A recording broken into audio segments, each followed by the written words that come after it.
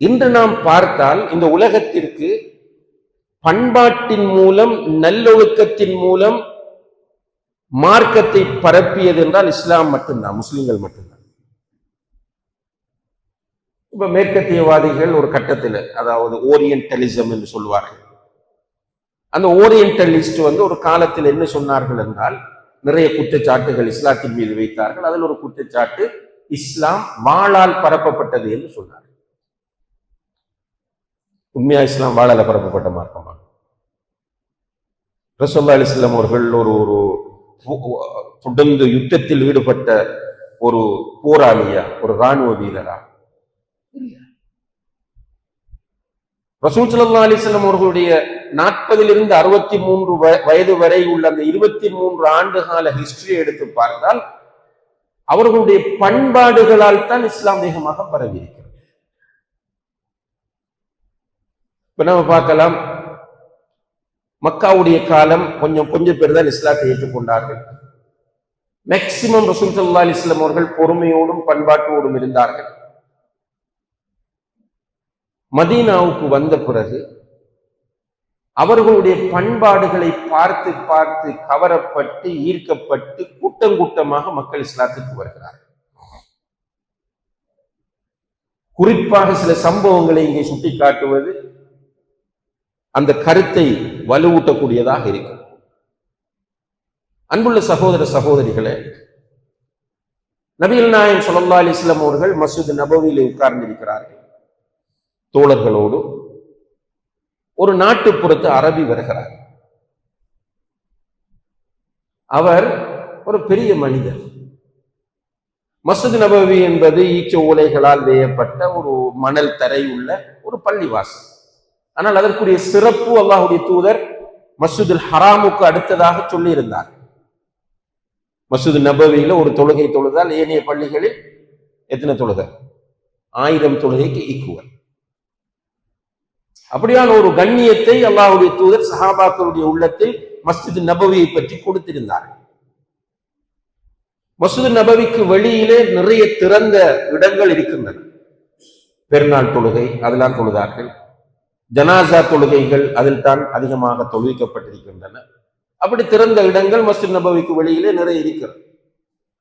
இந்த மனிதர் பள்ளிக்குள் வருகிறார். பள்ளியின் மூலையிலே எல்லோரும் பார்த்து கொண்டிருக்கிற போது சிறுநீர் கழிக்கிறார். சஹாபாக்களுக்கு கோபம் வருமா வராதா? வரும். யாரா இருந்தால் வரும். அது இயற்கையானது. இப்ப சஹாபாக்களுக்கு கோபம் வந்து அப்படியே எழும்புகிறார்கள், அவரை வெளியே தூக்கி போடுறது. ரசூலுல்லாஹி அலைஹி வஸல்லம் அவர்கள் சொன்னாங்க, உட்காருங்க. எழும்பின சஹாபாக்களை பார்த்து சொன்னாங்க, தஅூஹு, உட்காருங்க, அவரை விடுங்க, நீங்க உட்காருங்க. அவர் சிறுநீர் கழித்து முடியும் வரையும் அவரை விட்டுட்டு, அவர் சிறுநீர் கழித்து முடிந்ததும் அவர் பார்த்து கொண்டிருக்கும் போது ஒரு சஹாபியை கூப்பிட்டு ஒரு பக்கெட்ல தண்ணி கொண்டு வந்து அவர் சிறுநீர் கழித்த இடத்தில் ஊற்றி சுத்தம் செய்யுங்கள் என்று சொன்னார். அப்ப அவர் அந்த டியூட்டியை செய்கிறார். பிறகு அந்த அரபி, நாட்டுப்புறத்து அரபியை கூப்பிட்டாங்க. கூப்பிட்டு பக்கத்தில் உட்கார வச்சு சொன்னாங்க, சகோதரனே, இது மஸ்ஜித், இது புனிதமான இடம். இங்கே தொழுவது, குர்ஆன் ஓதுவது, திக்ரு செய்வது போன்ற அமல்களில் ஈடுபட வேண்டுமே தவிர இப்படியான அசிங்கங்களை எங்கே செய்யக்கூடாது என்று சொன்னார். பாருங்க, ரசூலுல்லாஹி அலைஹி வஸல்லம் அவர்கள் அப்ரோச் பண்ணி அந்த மெத்தட் அந்த நாட்டுப்புறத்து அரபியினுடைய உள்ளத்தை அப்படியே டச் பண்ணிட்டு, உடனே அவர் என்ன செய்கிறார் என்றால் தன்னுடைய 2 கரங்களையும் வானத்தை நோக்கி உயர்த்தி சொல்லுகிறார், அல்லாஹும்மர்ஹம்னி வ முஹம்மதா வலா தர்ஹம் மஅனா அஹதா. யா அல்லாஹ், முஹம்மதுக்கும் எனக்கு மட்டும் அன்பு காட்டு, எங்களோடு சேர்த்து வேறு யாருக்கும் நீ அன்பு காட்டாதே என்று கேட்கிறார். ரசூலுல்லாஹி அலைஹி வஸல்லம் அவரை பார்த்து சொன்னார்கள், லிம ஹஜ்ஜர்த அன் வாசி, அல்லாஹ்வுடைய விசாலமான அன்பை நம் 2 பேருக்கு மாத்திரம் ஏன் நீ சுருக்குகிறாய் என்று கேட்டார். இப்ப பாருங்க, ரசூல் ஸல்லல்லாஹு அலைஹி வஸல்லம் அவர்களுடைய அந்த அஹ்லாக், அவர்களுடைய அந்த பண்பாடு அந்த மனிதனுடைய உள்ளத்தை தொட்டதா இல்லையா? இன்னும் ஒரு நாள் சஹாபாக்கள் ரசூல் ஸல்லல்லாஹு அலைஹி வஸல்லம் அவர்களிடத்தில் வருகிறார்கள். வந்து சொன்னார்கள், யா ரசூலல்லாஹ், நாங்க பிசினஸுக்கு போற வழி, மக்காவுக்கு போற வழியில் இடையிலே யமாமா என்ற ஒரு ஊர் இருக்கிறது. அந்த ஊரிலே சுமாமா என்று சொல்லக்கூடிய ஒருவர் இருந்து கொண்டு எங்களை டோர்ச்சர் பண்றார், அடிக்கிறார், நாங்கள் கொண்டு போகிற பொருளாதாரத்தை பறிக்கிறார், சில நேரங்களில் ஆயுதத்தோடு எங்களை மிரட்டுகிறார், கொலை செய்து விட்டார் என்று சஹாபாக்கள் வந்து சுமாமாவை பற்றி கம்ப்ளைண்ட் பண்ணுகிறார். ரசூலுல்லாஹி அலைஹி வஸல்லம் அவர்கள் ஜனாதிபதி கம்ப்ளைண்ட் பண்ணு. ரசூலுல்லாஹி அலைஹி வஸல்லம் கேட்டுட்டு சொன்னாங்க, உங்களால் முடிந்தால் சுமாமாவை கொல்லுங்கள் என்று சொன்னார். உங்களால் முடிந்தால் சுமாமாவை அரெஸ்ட் பண்ணி கொண்டு வாங்கன்னு சொன்னார். ஒரு நாள் வளமாக மாட்டிக்கொண்டார். சஹாபாக்கள் பிடிச்சிட்டு வந்துட்டாங்க. வந்து ரசூலுல்லாஹி அலைஹி வஸல்லம் அவர்கிட்ட சொன்னாங்க, யார சொல்ல சுமாமாவை கொண்டு வந்திருக்கோம். ரசூலுல்லாஹி சொன்னாங்க, மஸ்ஜிது நபவிக்குள் அவரை ஒரு இடத்துல நீங்க பாதுகாப்பாக வையுங்கள் என்று சொன்னார். ரசூலுல்லாஹ் சொன்ன மாதிரி அவங்க செஞ்சுட்டாங்க. ரசூலுல்லாஹி அலைஹி வஸல்லம் அவர்கள் இப்ப வாராங்க. வந்து சுமாமாவை பார்த்து கேட்கிறார்கள், சுமாமா மாதா தகுல், சுமாமாவை இப்ப நீ அரஸ்டட், உன்னை அரெஸ்ட் பண்ணிருக்கிறார், இப்ப என்ன சொல்லுகிறாய்ன்னு கேட்டார். சுமாமா அடக்கத்தோடு சொல்லுகிறார், இன் தக்துல்னி யா முஹம்மத், இன் தக்துல்னி தக்துல் தா தமின் வ இன் துன்இம் துன்இம் அலா ஷாக்கிர். முஹம்மதே, நீங்கள் என்னை கொலை செய்வதாக இருந்தால் நான் கொல்லப்பட வேண்டிய ஒருவன் தான். நான் அவ்வளவு டோர்ச்சர் பண்ணியிருக்கிறேன் டாக்டருக்கு. ஆனால் நீங்கள் என்னை விட்டு விட்டால் நான் நன்றியோடு நடப்பேன் என்றார். ரசூலுல்லாஹ் ஒன்னும் சொல்லல, போயிட்டான். சஹாபாக்கள் அவரை கண்ணியமாக நடத்துகிறார். இரண்டாவது நாள் வருகிறார்கள். வந்து கேட்டார்கள், சுமாமாவே என்ன சொல்லுகிறார்? முதல் நாள் சொன்னதை தான் திரும்ப சொன்னார், விட்டுட்டு போயிட்டாங்க. மூணாவது நாள் வந்தார். வந்து கேட்டாங்க, சுமாமா என்ன சொல்லுகிறார்? அவர் சொன்னார், யா முஹம்மத், இன் தக்துல்னி தக்துல் ததமின் வ இன் துன்இம் துன்இம் அலா ஷாக்கிர். முஹம்மதே, நீங்கள் என்னை கொலை செய்வதாக இருந்தால் நான் கொலை செய்யப்பட வேண்டிய ஒருவன், நீங்கள் என்னை மன்னித்து விட்டால் நன்றியோடு நடந்து கொள்வேன். சுப்ஹானல்லாஹ். ரசூலுல்லாஹி அலைஹி வஸல்லம் அவர்கள் சொன்னார்கள், சுமாமாவை விடுங்கள், போகட்டும் என்றார். அல்லாஹு அக்பர். ஒரு கைதி, ஒரு முஸ்லிம்களுக்கு மேக்சிமம் டோர்ச்சர் கொடுத்த ஒரு எதிரி, அல்லாஹுடைய தூதர் சொல்லுகிறார்கள், அவரை விடுங்கள், போகட்டும். 3 நாள், இது புகாரில வரக்கூடிய சம்பவம். 3 நாட்கள் அவர் சஹாபாக்களோடு உட்காருகிறார்.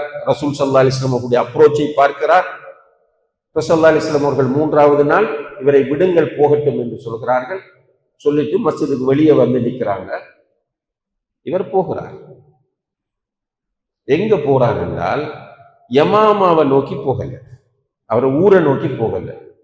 மஸ்ஜித் நபவிக்கு பக்கத்தில் ஒரு கிணறு இருந்தது, அந்த கிணற்றை நோக்கி போகிறார்.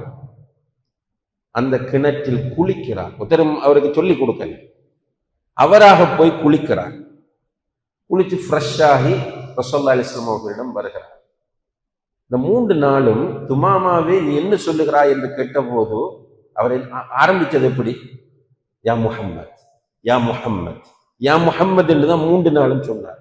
இப்ப குளிச்சுட்டு வந்து நின்று சொல்கிறார், ரசூலுல்லாஹ்க்கு முன்னால நின்று சொல்கிறார், யா ரசூலல்லாஹ், உங்களுடைய கையை நீட்டுங்கள் என்றார். ரசூலுல்லாஹி அலைஹி வஸல்லம் கையை நீட்டுறாங்க, வலது கையை. அவருடைய வலது கையை வைத்து கலிமா சொல்லி இஸ்லாத்தை ஏற்றுக்கொள்கிறார். ஏற்றுக்கொண்டுட்டு சொன்னார், யா ரசூலல்லாஹ், இங்கு வரும் வரைக்கும் இந்த உலகத்தில் பிடிக்காத ஒரு முகம் என்றால் அது உங்களுடைய முகமாகத்தான். உங்களோட பேரை கேட்டாலே எனக்கு அலட்சியம். ஆனால் இப்போது என்னுடைய உள்ளம் நிறைந்த ஒருவராக நீங்கள் மாறிவிட்டீர்கள். யா ரசூலல்லாஹ், இந்த பூமியில எனக்கு வெறுப்புக்குரிய பூமியாக இருந்தது மதீனா, ஆனால் இந்த பூமி தான் எனக்கு பிரியமான பூமியாக இப்போது இருக்கிறது என்று சொல்கிறார். அன்புள்ள சகோதர சகோதரிகளே, இதுதான் இஸ்லாம் வேகமாக பரவுவதற்கான காரணமாக. நபிகள் நாயகம் ஸல்லல்லாஹு அலைஹி வஸல்லம் அவர்களிடமும் சஹாபாக்களிடமும் இருந்த நல்ல பண்பாடுகள், நல்ல ஒழுக்கங்கள் உலகத்தை அப்படி மாற்றுகிறது. கூட்டம் கூட்டமாக இஸ்லாத்தை நோக்கி வருகிறார்கள். 23 வருடம் டிரான்ஸ்போர்ட் என்னது? அங்கிருந்த டிரான்ஸ்போர்ட் வசதிகள் ஒட்டகம், கழுதை, குதிரை, பஸ் கிடையாது, வாகனங்கள் கிடையாது, தொடர்பு சாதனங்கள் ஒன்றும். கடிதம் அனுப்புறேன்னு ஒரு ஆள் கொண்டு கொடுத்துட்டு வரணும். டெலிஃபோன் இல்லை, எஸ்எம்எஸ் இல்லை, வாட்ஸ்அப் இல்லை, இன்ஸ்டாகிராம் இல்லை, யூடியூப் ஒன்றும் இல்லை. ரசூலுல்லாஹி அலைஹி வஸல்லம் அவர்கள் கடைசி வருஷம் ஹஜ்ஜுக்கு போறாங்க. அவர்களோடு ஹஜ்ஜி செய்ய சென்றவர்கள் எத்தனை பேர்? புத்தகங்கள் 1,24,000 பேர் எழுதியிருக்கிறாங்க. அது ஆதாரபூர்வமானது இல்லை. இருந்தாலும் பல்லாயிரக்கணக்கான சஹாபாக்கள் ஹஜ்ஜுக்கு போயிருந்தார். பல்லாயிரக்கணக்கான. என்ற ரசூலுல்லாஹி அலைஹி வஸல்லம் அவங்க சொல்றதை எத்தி வைப்பதற்காக முபல்லிகள் இருந்தார்கள். இங்கிருந்து பேசுவாங்க, இடையில உள்ளவர் எத்தி வைப்பார். அவ்வளவு பெரிய கிரவுட். அல்லாஹ்வும் குர்ஆன்ல சொல்கிறான், இதா ஜாஅ நஸ்ருல்லாஹி வல் ஃபத்ஹ் வரஅய்த الناس يدخلون في دين الله அஃப்வாஜா. கூட்டம் கூட்டமா இஸ்லாத்துக்கு வா. ஆயுத முனையில் இப்படி கூட்டம் கூட்டமா வரையிலுமா? வாளை வச்சுட்டு கத்திய வச்சுட்டு வராட்டி கொல்லுவன் என்று சொல்லிடுமா? ஏடா,